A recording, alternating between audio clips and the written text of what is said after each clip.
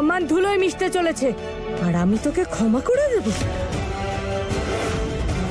আজ আমি তোর মুখটা পুরো কালো করে তবে ছাড়বো।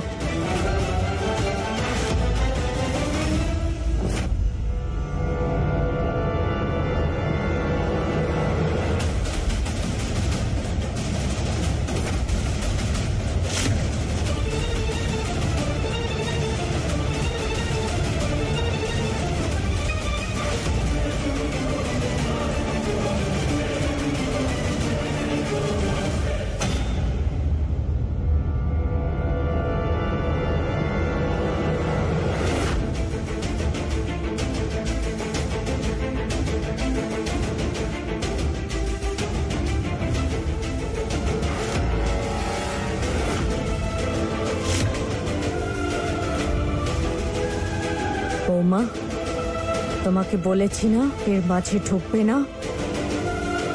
আজ ওকে আমার থেকে কেউ বাঁচাতে পারবে না।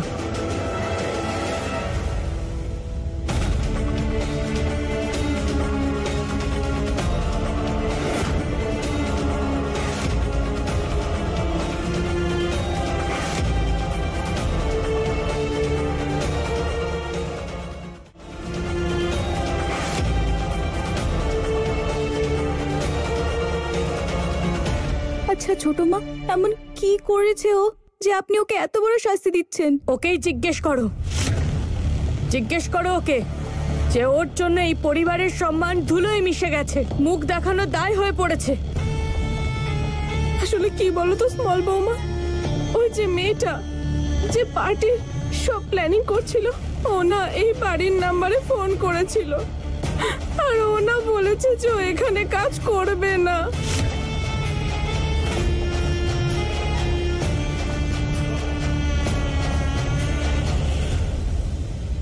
শুধু এটাই হয়েছে আর আমি এটা বাড়ির কাউকে বলতেই ভুলে গেছি।